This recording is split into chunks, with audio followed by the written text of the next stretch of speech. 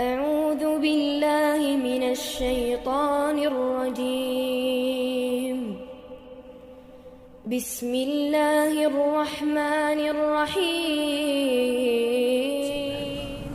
السلام عليكم ورحمة الله وبركاته. إن الحمد لله نحمده ونستعينه ونستغفره ونستهديه ونعوذ بالله من شرور أنفسنا ومن سيئات أعمالنا. من يهده الله فهو المهتد ومن يضلل فلن تجد له وليا مرشدا. أشهد أن لا إله إلا الله وحده لا شريك له وأشهد أن محمدا عبده ورسوله بلغ الرسالة وأدى الأمانة ونصح الأمة وتركها على محجة البيضاء ليلها كنهارها لا يزيغ عنها إلا هالك. أما بعد، معاشر المؤمنين rahimani wa rahimakumullah jami'an. Alhamdulillah, kita bersyukur pada Allah Subhanahu wa ta'ala dengan segala nikmatnya, inayahnya, kehendaknya kita bisa berkumpul di tempat ini untuk bersama-sama menuntut ilmu agama. Ilmu agama menjadikan kita orang-orang yang bertakwa, yang memiliki akhlakul karimah. Maka Rasulullah sallallahu alaihi wasallam mengatakan dalam hadisnya, "Man kana yu'minu billahi wal yawmil akhir falyaqul khairan aw liyasmut." Rasulullah mengatakan, barang siapa yang beriman kepada Allah dan hari kiamat, maka hendaklah mengatakan yang baik-baik atau diam. Kita bisa bayangkan bagaimana Islam mengajarkan kepada kita bagaimana cara kita menjaga diri kita dari dosa. Dalam kita berkata, kita harus banyak berpikir daripada banyak berbicara. Karena orang-orang yang banyak berpikir sebelum berbicara lebih selamat daripada orang yang banyak bicara kemudian setelah itu berpikir. Salawat wa salam kepada Nabi Muhammad sallallahu alaihi wasallam, khairul anbiya'i wal mursalin, sebaik-baik nabi dan sebaik-baik rasul. Ma'asyiral mu'minin rahimani wa rahimakumullah. Sebelum saya jelasin tulisan yang di belakang ini, materi kita hari ini adalah bahaya banyak melaknat atau bahaya melaknat. Kenapa? Coba laknat itu dimasukkan ke dalam perkara dosa besar, ya. Karena Rasulullah SAW mengatakan dalam hadisnya, dalil yang pertama dinukil oleh Imam Dhahabi yang diriwayatkan oleh Bukhari dan Muslim dalam Sahihain disebutkan, wala'nul mu'mini kaqatlihi, melaknat seorang mukmin seperti membunuhnya. Kita bisa bayangkan efek melaknat seorang mukmin, ya, tanpa tuduhan yang jelas. Kadang-kadang ya ikhwah, kita nggak terasa nih lisan, seakan-akan itu perkara yang dahsyat, perkara yang wow, kata-kata yang berat, ya, yang ada kalau kita didengarkan kayak gitu orang pada kaget. Tapi kalau kemudian ujung-ujungnya kita membuat dosa yang gede sama aja bohong. Kadang orang nggak terasa mengatakan wallah rajal itu mal'un, ngomongnya panjang lagi. Kadang-kadang kita ngomong kayak gitu pakai nama Allah lagi, na'udzubillah min dzalik. Ini yang terjadi. Tahu nanti efeknya bagaimana, kita akan bicara nanti berkaitan juga masalah ini, ya. Ini bukan perkara yang gampang, bukan perkara yang sepele, ini perkara yang sangat-sangat berat. Makanya Rasulullah mengatakan seseorang melaknat seorang mukmin seperti membunuh dia, karena saking besarnya dosanya. Bahkan pengertian laknat itu sebenarnya ibad wa tardu minal khair. Di dalam kitab Lisanul Arab disebutkan pengertian laknat itu adalah menjauhkan dan menyingkirkan dari kebaikan.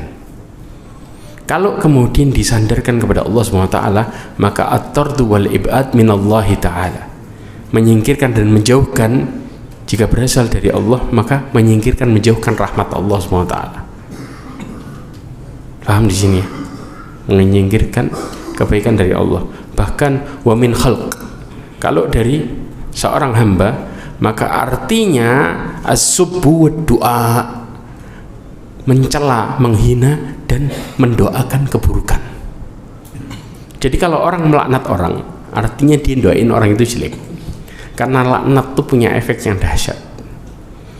Maka dari sini, ya, Al-Imam Ibnu Qayyim Al-Jauzi di dalam Majmu'ul Fatawa, Imam Ibnu Taimiyah, Syekhul Islam Ibnu Taimiyah dalam Majmu'ul Fatawanya mengatakan al-bu'du an rahmatillahi ta'ala. Maka laknat kalau disandarkan pada Allah yaitu menjauhkan seseorang dari rahmat Allah.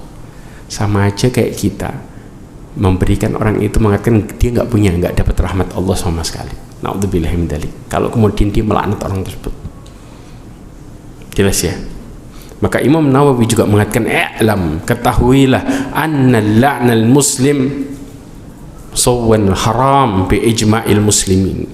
Ketahuilah bahwa melaknat seorang muslim, ya, yang terlindungi, ya, hukumnya haram dengan ijma' sepakat orang-orang muslimin yang mereka memiliki, ya, cerita atau riwayat kebaikan. Mereka orang-orang yang jauh dari keburukan kemudian dilaknat sama saudaranya, maka ini hukumnya haram. Bahkan Syekhul Islam Ibnu Taimiyah mengatakan wal ijma' mun'aqid ala tahrimil la'natil muayyan min ahlil fadl. Dengan sepakat para ulama dengan ijma' keharaman laknat terhadap seseorang tertentu dan dia orang yang mempunyai keutamaan. Orang baik nggak punya masalah apa-apa tiba-tiba dilaknat, ini hukumnya haram. Jelas ya? Maka dari sini pelajaran yang kita bisa dapatkan bukan sifat orang mukmin yang suka melaknat. Rasulullah mengatakan dari Abdullah bin Mas'ud radhiyallahu anhu, bahwasanya Rasulullah SAW bersabda, laisal mu'min bitta'an. Bukan seorang mukmin yang sebenarnya orang yang suka mencela, ta'an, walal la'an, dan suka melaknat, walal fahish, dan suka berbuat keji, berakhlak buruk, walal badi. Badi itu tahu badi? Ngomong jorok, ngomong kotor. Itu bukan sifat seorang mukmin. Ya. Kemudian dalil yang kedua yang dinukil oleh Imam Mudzahabi dikatakan dari Zubaid, qala sa'altu Abu Wa'il an Murji'ah faqala haddathani Abdullah an-Nabi sallallahu alaihi wasallam qala sibabul muslim fusuq wa qitaluhu kufrun. Disebutkan dari Zubaid, dia berkata, aku bertanya kepada Abu Wa'il tentang orang-orang Murji'ah, satu kelompok yang berpendapat bahwa amalan tidak termasuk iman sehingga kemaksiatan tidak membahayakan keimanan sama sekali. Ya. Maka kemudian dari sini Abdullah, ya, telah menceritakan kepada tentang perkataan Rasulullah SAW. Apakah Rasulullah mengatakan sibabul muslim fiskun fusuk wa qitaluhu kufur? Dikatakan mencela seorang muslim itu merupakan kefasikan. Syekh Abdul Razak Ibn Abdul Muhsin Al-Abbad mengatakan kefasikan itu khuruju anit ta'ah, keluar dari ketaatan. Itu yang disebut dengan fasik, istilahnya seperti itu, ya. Wa qitaluhu kufrun, dan membunuhnya merupakan kekafiran. Dia juga mengatakan kufur yang di sini kufrun asghar, bukan kufrun akbar. Kalau kafir besar maka dia keluar dari agama. Tapi kalau kufur yang kecil maka tidak mengeluarkan pelakunya dari agama, tapi menjadikan pelakunya masuk ke dalam neraka secara jelas. Ya. Nah, Allah Subhanahu wa taala mengatakan tentang orang mukmin. Ya. Ini bantahan juga bagi para Mu'tazilah. Allah mengatakan walladzina yu'dunal mu'mini wal mu'minat mu'minina wal mu'minat bighairi maqtasabu faqad ihtamalu buhtana wa ithman 'azima. Ya, orang-orang Mu'tazilah mengatakan bahwa kemaksiatan itu tidak mengurangi keimanan sama sekali. Ini terbantahkan. Allah SWT mengatakan dan orang-orang yang menyakiti orang mukmin dan mukminat tanpa ada kesalahan perbuatan apapun, maka sesungguhnya mereka termasuk orang-orang yang memikul kebohongan dan dosa yang nyata. Jadi keimanannya bermasalah di sini. Ya, terbantahkan dengan ayat ini Ahzab 58. Kemudian juga Jabir ibn Salim dia bercerita, aku berkata buatlah ikatan perjanjian denganku wahai Rasulullah. Jadi sahabat ini ya ingin membuat ikatan perjanjian, ingin dinasihati. Apa kata Rasulullah? Rasulullah mengatakan la tasubanna ahadan. Qala fama sababtu ba'dahu hurra wala abdan wala ba'ir wala syatan. Rasulullah mengatakan jangan pernah mencela apapun.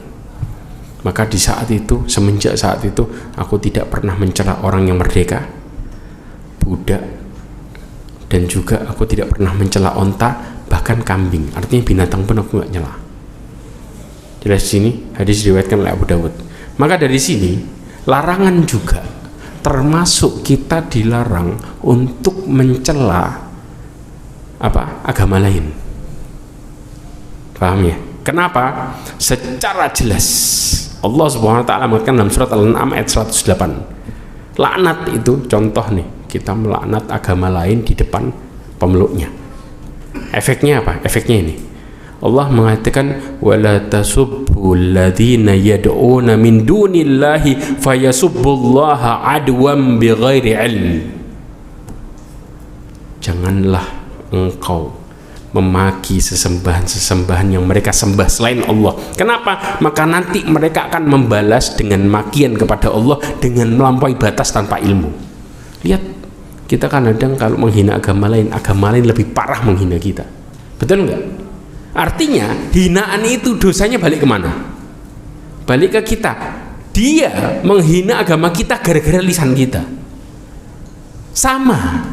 Rasulullah SAW bahkan juga mengatakan min kabairi syatmur rajuli walidayhi, termasuk dari dosa besar dari Amr ibn As ya. Rasulullah SAW mengatakan termasuk dari dosa besar seseorang ya menghina orang tuanya sendiri. Kaget sahabat, tuh gimana orang menghina orang tuanya? Dikatakan, maka kemudian Rasulullah mengatakan, apakah mungkin orang menghina orang tuanya? Kata Rasulullah, iya. Kenapa? Yasubbu abar rajulin fayasubbu abah, yasubbu ummahu fayasubbu ummah. Dia ada orang yang menghina bapaknya orang lain, dia yang dihina balas menghina bapaknya dia. Betul nggak? Ada orang menghina ibunya orang lain, dia membalas menghina ibunya sendiri. Maka ini yang disebut dengan seseorang menghina orang tuanya sendiri. Karena hinaan itu bakal balik. Ini yang disebut dengan apa? Sya'tum. Kalau kita melaknat orang tuanya orang itu melaknat orang tua kita, sama kayak kita melaknat orang tua kita sendiri. Na'udzubillah min dzalik. Karena efeknya kembali. Maka ini perkara yang juga harus kita berhati-hati dalam perkara ini. Kemudian dalil yang ketiga dinukil dari Abu Darda radhiyallahu an bahwasanya Nabi sallallahu alaihi wasallam mengatakan la yakunul la'anun syufa'a wala syuhada yaumal qiyamah. Tidak akan seorang pelaknat akan menjadi syuhada, yaitu orang-orang yang menjadi saksi dan juga menjadi pemberi syafaat di hari kiamat. Kenapa coba? Kita semua faham benar, lisanmu masalahmu. Maka orang yang lisannya buruk, apakah mungkin mereka kemudian bisa jadi penolong orang lain? Maka di sini lisan itu bisa menyelamatkan kita atau menjerumuskan kita di hari kiamat. Makanya kemudian Rasulullah SAW mengatakan dalam hadisnya dari Abdullah ibn Umar radhiyallahu anhu, bahwasanya Nabi SAW mengatakan al-muslimu man salimal muslimuna min lisanihi wa yadihi. Seorang muslim itu yang menyelamatkan muslim yang lainnya dari lisannya dia dan tangannya dia sendiri. Itu yang disebut muslim sejati. Kalau kemudian dia tidak bisa menjaga lisannya, banyak orang kena, bukan disebut muslim sejati. Maka dari sini kemudian kita bicara, oh orang itu bisa ngasih syafaat saya, nggak mungkin, karena dia tidak bisa menyelamatkan orang lain ketika hidupnya dan dia tidak bisa disebut dengan muslim sejati sebagaimana disebut Rasulullah. Hadis ini diriwayatkan oleh Al-Imam Bukhari dalam sahihnya. Kemudian juga dikatakan dalam hadis yang lain riwayat Muslim, inna rajulan sa'ala Rasulullah SAW ayyul muslimina khairah. Seseorang bertanya, muslim yang baik itu yang gimana, kepada Rasulullah. Rasulullah mengatakan man salimal muslimuna min lisanihi wa yadihi. Yang disebut yang baik orang yang menyelamatkan orang lain, seorang muslim dengan apa? Dari lisannya sendiri dan tangannya sendiri. Bahkan Abu Hurairah radhiyallahu anhu mengatakan dari Rasulullah SAW mengatakan man kana yu'minu billahi wal yaumil akhir. Barang siapa yang beriman kepada Allah dan hari akhir. Maksudnya apa? Mereka kalau mau selamat di hari kiamat, mau selamat di hari kiamat, apa yang terjadi? Falyaqul khairan aw liyasmut. Ngomong yang baik atau diem. Paham ya? Kemudian juga Abu Hurairah menjelaskan, ya, meriwayatkan dari Rasulullah SAW.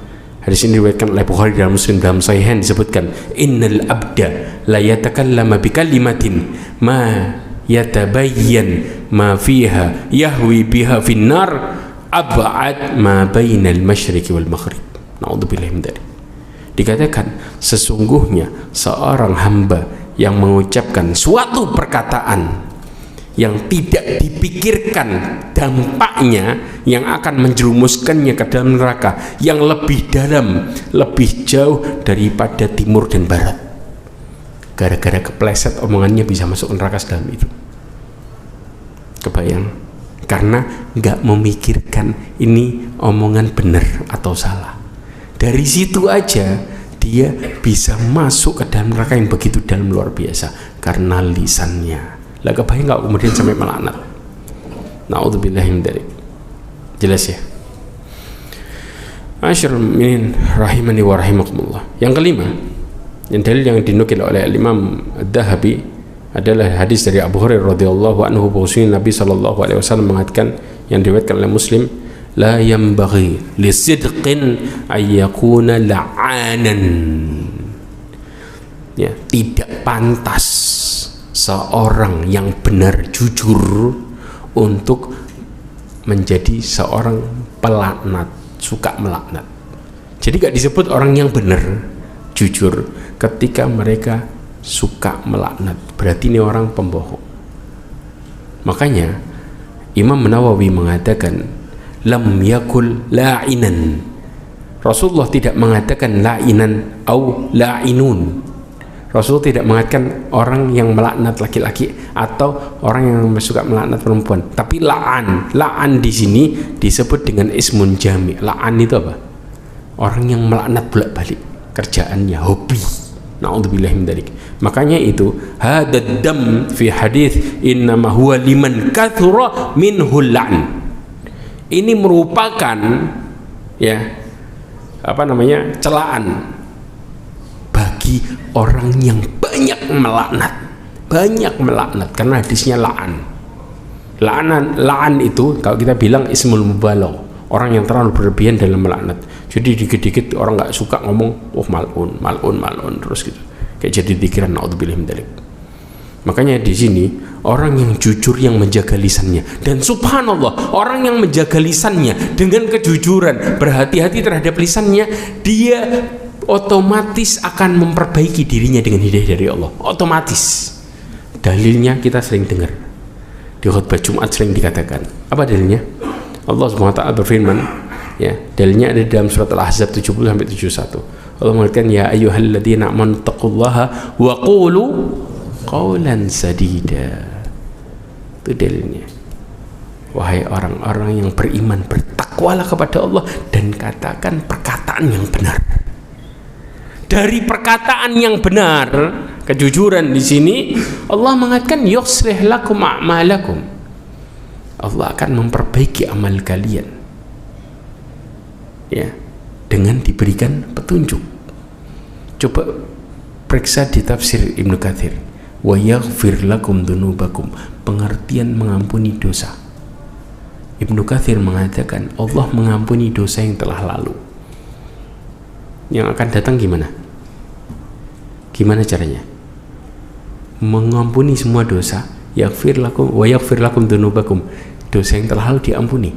Yang akan datang Allah kasih petunjuk dia untuk gampang tobat.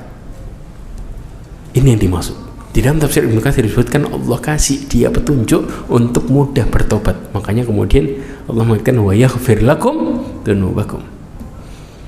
Wa may yuti'illaha wa rasulahu faqad faza fawzan 'azima.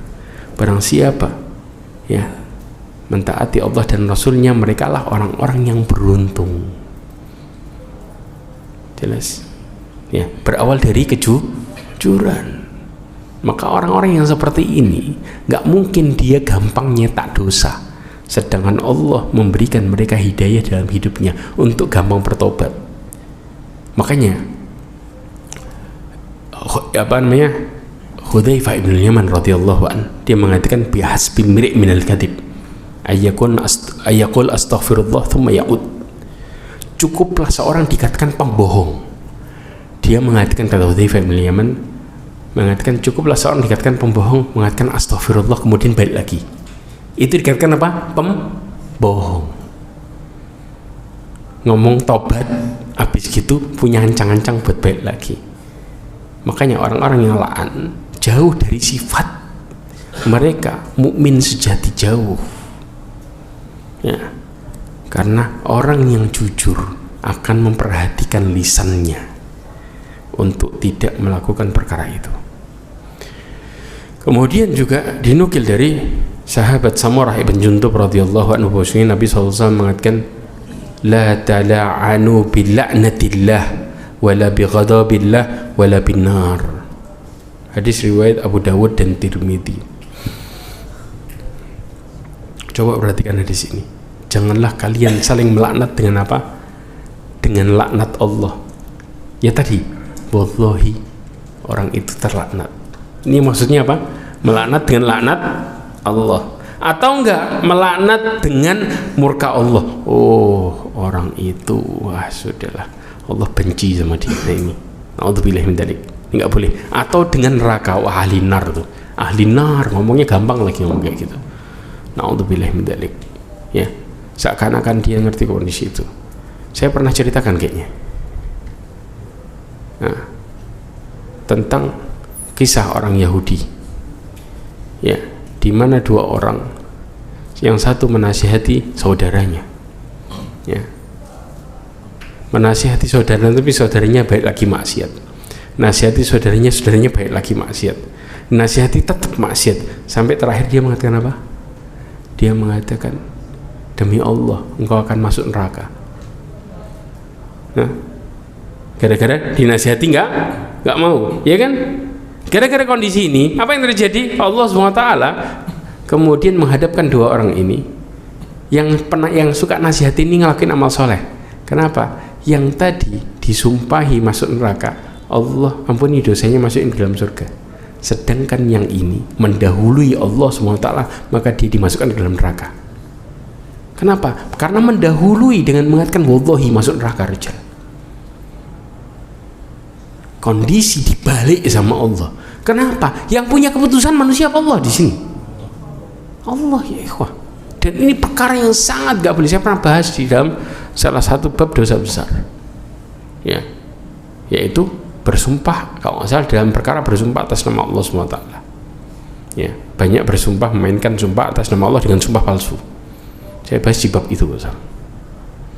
Maka hati-hati, termasuk kita nyeret-nyeret orang sampai kemudian memvonis dengan neraka dengan mengatakan karena bencinya dengan kejahatan yang luar biasa. Kadang-kadang nggak masuk akal. Yang ngasih petunjuk atau tidak itu siapa? Kita atau Allah? Kita ini cuma bisa nasihatin. Jelas ya? Tapi dalam permasalahan, Ustadz boleh nggak kemudian mengatakan ya melaknat sebagaimana apa yang Allah laknat seorang berbuat maksiat tertentu khusus, maksiat khusus. Di sini ulama khilaf kuat, khilaf. Jumhur mengatakan tidak boleh, sebagian mengatakan boleh dengan dalil yang ada. Nanti kalau ada waktu di akhir saya akan bahas itu. Maka ada hikmah yang besar. Coba Imam Ibn Abi Hatim mengatakan di dalam kitab Rawdatul Uqala wa Nazhatun Al-Fudala. Tahu kitab ini? Ada dua perkataan Imam Abi Hatim. Yang pertama, saya mau tanya, tahu hikmah mulut itu Allah ciptakan berapa? Ada mulutnya dua, satu ya. Telinga Allah ciptakan berapa? Dua, nggak lebih ya. Ada yang telinga satu, nggak kan? Berarti hikmahnya apa di sini? Kita disuruh persis, kita disuruh banyak mendengar daripada banyak omong. Blok. Makanya Allah ciptakan lisan kita satu, telinga kita dua. Makanya di sini ya, Imam Ibn Abi Hatim mengatakan orang yang berakal seharusnya lebih banyak mempergunakan kedua telinganya daripada mulutnya. Kenapa? Dia perlu menyadari bahwa dia diberi dua telinga sedangkan dia diberi hanya satu mulut, supaya dia lebih banyak mendengar daripada ngomong. Seringkali orang menyesal di kemudian hari karena perkataan yang diucapkan, sementara diamnya tidak akan pernah membawa penyesalan. Ada orang diam kemudian nyesal diam? Enggak. Mana yang lebih selamat, ngomong atau diam?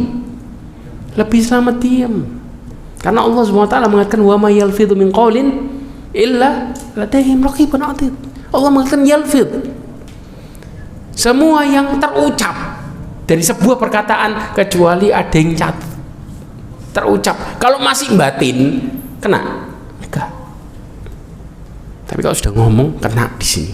Makanya subhanallah ya, diucapkan di sini. Sementara seorang menarik diri dari perkataan yang belum diucapkan itu lebih gampang daripada seorang menarik diri dari perkataan yang sudah diucapkan. Betul? Kalau dia mau ngucap kemudian nggak jadi, gampang. Semua bisa karena nggak ada yang dengar, belum ngomong ya. Tapi begitu sudah diucapin, selesai ya. Itu satu. Kemudian Al-Imam Ibnu Hibban menjelaskan dalam perkataannya, orang yang berakal selayaknya lebih banyak diam daripada bicara. Kenapa? Karena betapa banyak orang-orang yang menyesal karena berbicara, dan sedikit yang menyesal karena diam. Karena orang yang paling celaka dan paling besar mendapatkan bagian musibah adalah orang yang lisannya senantiasa berbicara sedangkan pikirannya tidak mau jalan.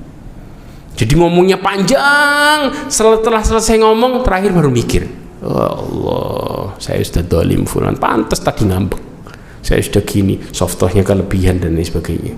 Baru muhasabah, terakhir telat. Orang sudah sakit hati ya, sudah jadi bahan bulian, kemudian dia baru kemudian mikir, lah nggak bisa. Makanya musibah terbanyak, pencetak dosa terbanyak ketika akal belakangan, mulutnya, lisannya di depan. Makanya kalau sudah kayak gitu ya, nanti ada hikmah-hikmah di balik ini ya, kita akan jelaskan juga. Kemudian ma'asyiral mu'minin rahimani wa rahimakumullah, dalil yang ke-6 dinukil oleh Al-Imam Dhahabi dari Abdullah ibn Mas'ud radhiyallahu anhu, bahwasanya Nabi sallallahu alaihi wasallam bersabda, laisal mu'min bit-ta'an walal la'an walal fahish wal badi. Tadi saya sudah jelaskan, tidak disebut mukmin seorang yang banyak mencela, banyak melaknat, kemudian banyak berbuat kekejian, serta banyak berbicara kotor. Coba perhatikan, 6 yang saya tulis ini adalah perkara yang dilarang untuk dicela atau dilaknat. Gak boleh kita mencela 6 hal ini. Yang pertama adalah mencela seorang muslim. Muslim di sini yang dia tidak terkena dosa besar tertentu, jelas ya, paham ya? Maka Rasulullah SAW menjelaskan dalam hadisnya ya, dari Zubayd qala sa'altu Abu Wa'il, bahwasanya Rasulullah mengatakan yang pertama sibabul muslim fiskun wa qitaluhu kufrun. Dalam hadis yang lain Rasulullah SAW juga mengatakan dari Abu Hurairah radhiyallahu anhu, dikatakan ud'u alil musyrikin. Rasulullah SAW dikatakan, wahai Rasulullah, berdoalah kecelakaan bagi orang-orang musyrik. Apa kata Rasulullah? Rasulullah mengatakan, inni lam ub'ath la'anan, aku tidak diutus untuk banyak melaknat. Tetapi apa? Wa innama bu'ithtu rahmatan, tapi aku diutus untuk sebagai rahmat. Maka di sini dari dalil yang terjadi, tidak selayaknya walaupun orang terkena laknat Allah, jatuh ke dalam dosa tertentu, bukan sifat kita kemudian banyak ngomong dengan kata-kata itu. Jelas ya? Dengan mengatakan, oh fulan diulang-ulang, tiap hari diulang-ulang, perbuatannya fulan terlaknat, besoknya gitu lagi, perbuatannya fulan terlaknat. Toh dia melakukan dosa besar, keluar dari agama dan lain sebagainya, kita tidak layak untuk banyak berbicara tentang perkara itu. Jelas? Sebagaimana dalil yang ada. Kemudian yang kedua, dilarang mencela binatang. Mencela binatang. Contoh di sini adalah seekor onta. Rasulullah SAW mengatakan dalam hadisnya, ketika terjadi qala bainama jariyatun 'alan naqah, ada seorang budak wanita berada di atas onta. Kemudian 'alaiha ba'dul mata'il qaum, kemudian di atasnya itu ada beberapa barang-barang milik kaum. Seorang dia budak, suruhan, paham ya? Punya majikan di situ. Kemudian idza basurat bin Nabi sallallahu alaihi wasallam wa tadayaqa bihim al-jabal faqalat hal Allahumma anha.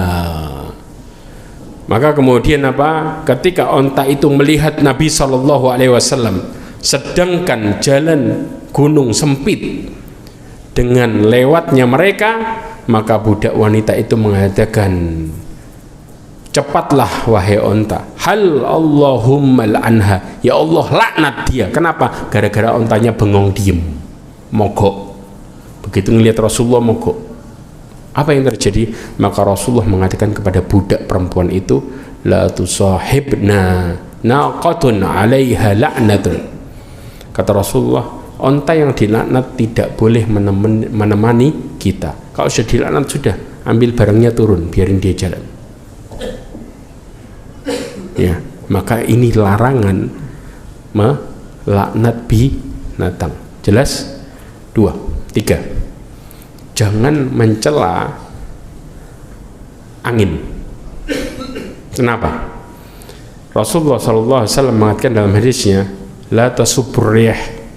Rasulullah mengatakan, janganlah engkau mencela angin. Kenapa? Fa idza ra'aitum minha ma taqrahuna faqulu Allahumma inna nas'aluka min khairi hadhihi rih wa min khairi ma fiha wa min khairi ma ursilat bihi wa na'udzubika min syarri hadhihi rih wa min syarri ma fiha wa min syarri ma ursilat bihi. Kalau engkau melihat sesuatu yang engkau benci, tahu maksudnya anginnya enggak karuan dan lain sebagainya, maka berdoalah sama Allah, ya Allah, aku meminta kebaikan angin ini, kemudian kebaikan yang ada di dalamnya, dan kebaikan apa yang engkau kirim dengannya. Kenapa? Karena angin itu diperintahkan sama Allah. Kemana larinya, bertiupnya bagaimana, semua apa yang Allah, semua adalah perintah Allah. Kalau kita melaknat angin, sama saja melaknat perintah Allah. Jelas posisinya. Loh, Ustaz, kalau angin-angin topan sama. Pertanyaan itu adab terjadi gara-gara siapa? Gara-gara pelakunya sendiri. Jelas-jelas Allah mengatakan, wa ma asabakum min musibatin fabima kasabat aydikum. Semua yang terjadi dari musibah karena kesalahan diri kalian sendiri. Apakah bisa kemudian anginnya yang disalahkan? Dia ikut perintah Allah. Jelas ya? Yang harus muhasabah siapa? Yang kena musibah. Sudahkah saya berbuat baik, atau justru sudahkah saya, apakah malah saya mengingkari Allah SWT? Saya malah berbuat maksiat, karena efek kemaksiatan merusak diri sendiri dan lingkungan. Bisa dibayang, pelaku kemaksiatan yang ada ketika orang soleh tidak menasehatin, maka akan merusak sekitarnya dengan terjadinya bencana. Ini semua karena kemaksiatan. Na'udzubillahi min dzalik. Bahkan ada sebuah nasihat mengatakan, kalau lingkungan sekitarmu bermaksiat dan engkau tidak bisa menasehatinya, sedangkan mereka diberikan kenikmatan yang besar, siap-siap pindah. Kenapa? Sebelum adab turun, kondisinya seperti itu. Paham ya? Dan ini disebut dengan apa? Istidraj. Kalau sudah istidraj merupakan puncak kebencian Allah kepada hambanya. Naudzubillah min dzalik. Allah kalau sudah benci, Allah bukain dia kenikmatan, habis itu diadab pasti. Ya, sebagaimana Allah mengatakan dalam surah Al-An'am ayat 44. Allah alam bisawab. Hadis ini diriwayatkan oleh Imam Tirmidzi dan Imam Ahmad. Kemudian yang keempat, mencela waktu. Nah, karena ada ngomong wah zaman Eden katanya. Yang gila bukan zamannya, orangnya. Yang banyak melakukan kemaksiatan zaman itu gak pernah salah. Zaman dulu jalan begitu aja. Paham ya? Yang bermasalah siapa? Pelakunya, oknumnya di dalamnya. Makanya kemudian Rasulullah mengatakan la tasubud dahr fa innallaha huwad dahr. Janganlah kalian menghina masa, karena sesungguhnya Allah itu adalah masa. Yang kemudian menjalankan waktu itu Allah semuanya. Maka kalau kita menghina waktu, sama saja kita menghina Allah Subhanahu wa ta'ala. Waktu nggak salah, waktu berjalan begitu aja, manusianya yang salah. Makanya kemudian hadis ini diriwayatkan oleh Imam Muslim. Makanya mencela waktu, bahkan menisbatkan kesialan pada waktu merupakan perkara yang menyakitkan Allah Subhanahu wa taala. Naudzubillah min dzalik. Sampai kita mengatakan, wah sudahlah, hari sial. Naudzubillah. Jangan ngomong itu. Ya. Kenapa? Karena Rasulullah SAW mengatakan dari Abu Hurairah radhiyallahu anhu dalam riwayat Sahihain disebutkan, qala Allah azza wa jalla, Allah Subhanahu wa taala mengatakan, yu'dini ibnu Adam, hambaku menyakitiku, anak Adam menyakitiku. Kenapa? Ya subud dahr wa ana dahr biyadil amr uqallibul laila wan nahar. Hambaku anak Adam menyakitiku. Kenapa? Gara-gara dia menghina waktu. Sedangkan aku adalah waktu. Aku yang membolak-balikkan siang malam. Tiba-tiba kita menghina. Maka saja kita kemudian menghina Allah SWT. Kalau kita menghina Allah, gak akan selamat. Semua punya Allah. Kemudian ma'asyiral mu'minin rahimani wa rahimakumullah, jangan pernah mencela ayam jantan. Kenapa? Ada yang tahu?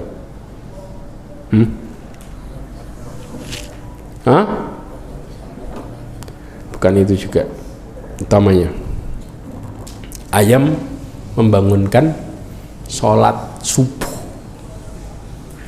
Yang berkokok pas pagi subuh itu siapa? Ayam. Ayam ngerti waktu utama.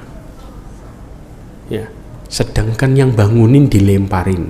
Ya. Ini ayam kurang ajar, katanya ganggu. Na'udzubillah min dzalik.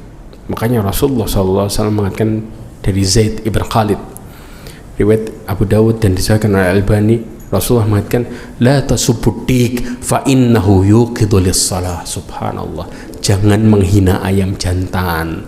Kenapa? Karena dia bangunin buat sholat pagi yang pertama kali. Subuh masuk langsung kukuruyu, belnya ayam tuh. Kenapa? Siapa yang nyuruh ayam kayak gitu? Dia berzikir. Sampai Allah mengatakan walakin la tafqahuna tasbihahum. Kalian gak pernah tahu cara mereka berzikir. Semua makhluk hidup, kita gak bicara manusia masjid, di luar itu, semuanya bertasbih. Kata Allah, semua bertasbih. Akan tapi kalian gak tahu cara mereka bertasbih. Maka cara ayam jantan bertasbih, salah satunya membangunkan kita sholat. Bayangin, ayam diciptakan buat kita, tapi kita nggak pernah sadar bagaimana Allah SWT memberikan itu semua. Ya. Makanya dikatakan di sini ayam jantan itu membangunkan orang sholat malam, sholat subuh. Sedangkan orang yang membantu melakukan ketaatan berhak untuk dipuji, bukan dicela. Ya. Dan telah menjadi kebiasaan bahwa ayam jantan berkokok beriringan ketika mendekati fajar. Subhanallah. Ya, ini dikatakan di dalam kitab Aunul Ma'bud, syarah kitab Abi Dawud. Jelas? Berarti bersyukur, terima kasih itu sama ayam. Subhanallah. Yang terakhir, jangan mencela panas.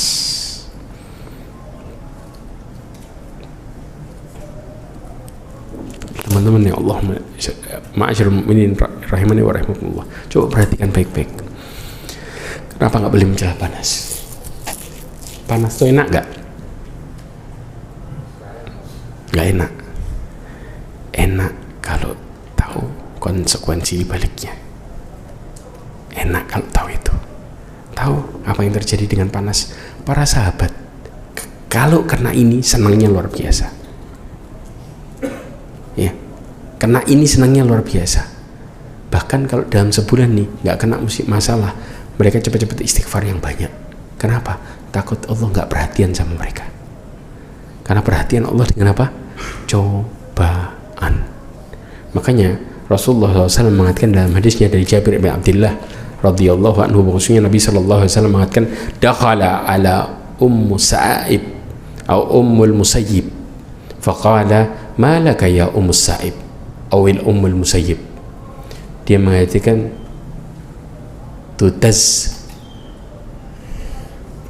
tuzafzifina, qalat al-humma la barakallahu fiha. Ya, Rasulullah SAW masuk kepada Ummu Sa'ib awal Ummu Sayyib, ya. Kemudian tiba-tiba Rasulullah mengatakan, kenapa engkau gemetar? Ya, maka kemudian dia mengatakan apa? Tuzafzifin, dia mengatakan al-humma, panas, demam. Maka kata Rasulullah SAW, kemudian dia menjawab, tidak, semoga Allah tidak memberkahinya. Kata apa? Kata si perempuan ini mengatakan apa? Semoga Allah tidak memberkahinya. Karena saking jengkelnya ini sama panas, sampai buat dia apa? Step, gemeter. Paham ya? Maka kemudian Rasulullah mengatakan, la tasubbul humma fa innaha tudhibul khataya bani Adam kama yudhibul kir khabathal hadid. Subhanallah. Rasulullah mengatakan jangan cela panas. Kenapa? Sakit panas, demam itu menghabiskan atau menghilangkan dosa kayak pandai besi menghilangkan karat. Pertanyaannya, antum kalau naruh besi supaya dihilangin karatnya ada sisa nggak? Nggak ada, bersih total. Dibakar tuh karat hilang. Persis, bakar dosa pakai apa? Sakit. Makanya di dalam riwayat Imam Muslim disebutkan bahwa sesungguhnya musibah, ya, penyakit itu menghapuskan apa? Menghapuskan dosa seperti daun, seperti apa? Tanaman yang rontok daunnya satu-satu. Jadi selama penyakitnya jalan, selama itu dosanya rontok. Antum bisa bayangin. Kemudian di riwayat yang sama dalam hadis yang berbeda, ya, riwayat Imam Muslim dalam hadis yang berbeda disebutkan bahwa sesungguhnya sakit itu mengangkat derajat dan menambah pahala. Subhanallah. Antum bisa bayangin gak? Maka dari sini jangan pernah kita kemudian bingung ketika sakit. Kalau Allah Subhanahu wa ta'ala lagi menguji kita, dikatakan sesungguhnya Allah sedang perhatian sama kita. Makanya orang yang lagi kena ujian doanya mustajab. Satu kali lagi saya omongin, pegang ini baik-baik. Orang yang lagi kena ujian doanya mustajab. Pernah seorang sahabat jenguk temennya. Ketika jenguk temennya yang lagi sakit, kemudian temannya mengatakan, doakan saya. Maka dia menegur temannya dengan mengatakan, sesungguhnya doamu mustajab. Allah SWT mengatakan, amma yujibul muttar idza da'ahu wa yakshifas su'.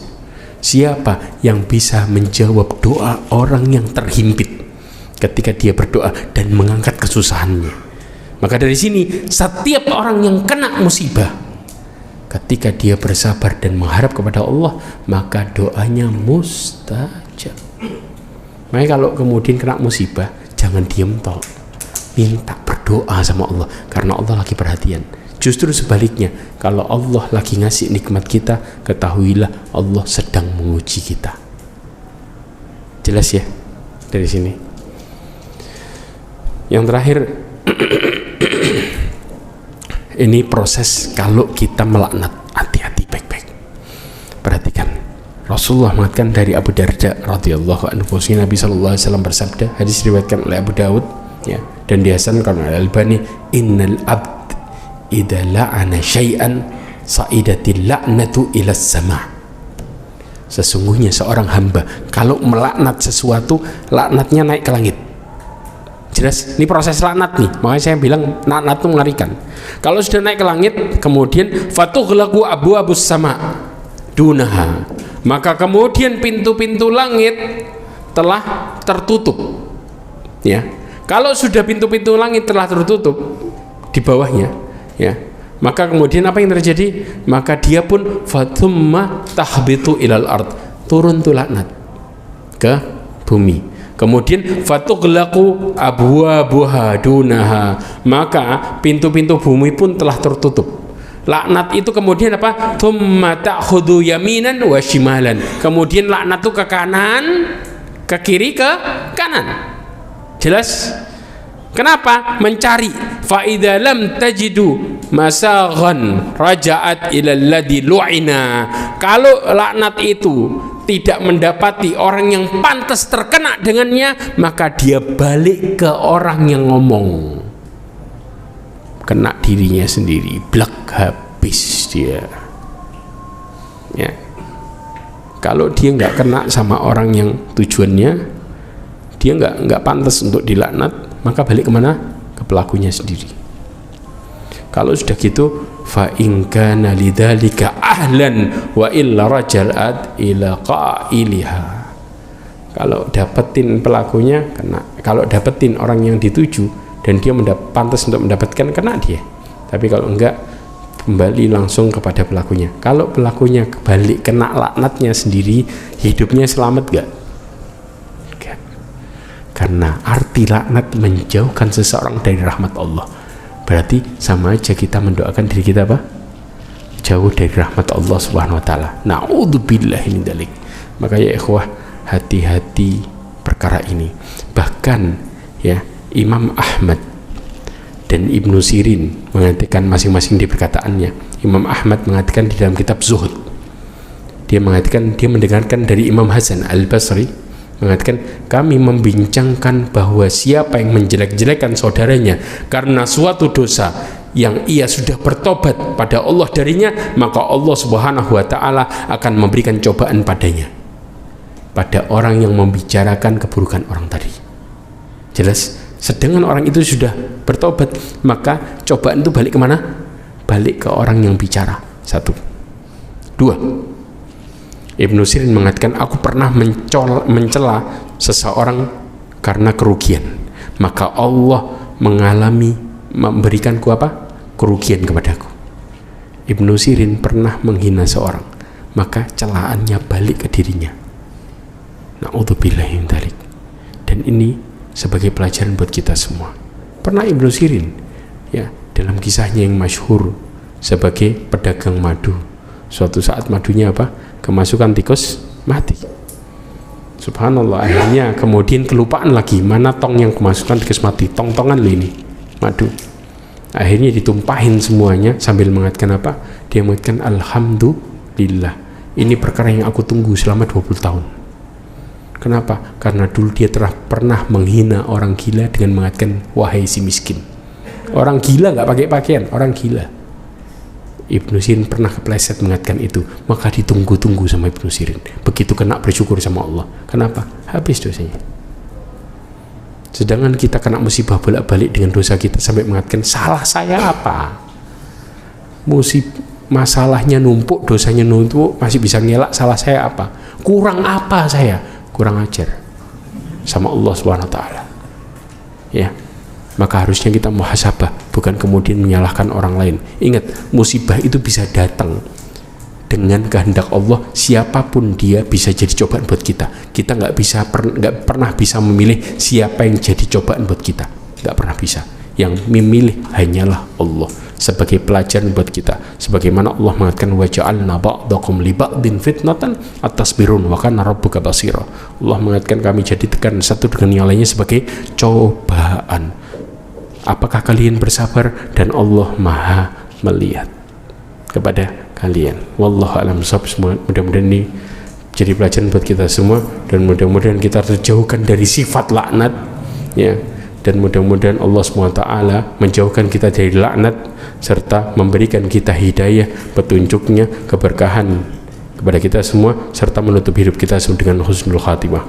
Subhanakallahumma wa bihamdika asyhadu an la ilaha illa anta astaghfiruka wa atubu ilaik wa akhiru da'wan alhamdulillah wassalamualaikum warahmatullahi wabarakatuh.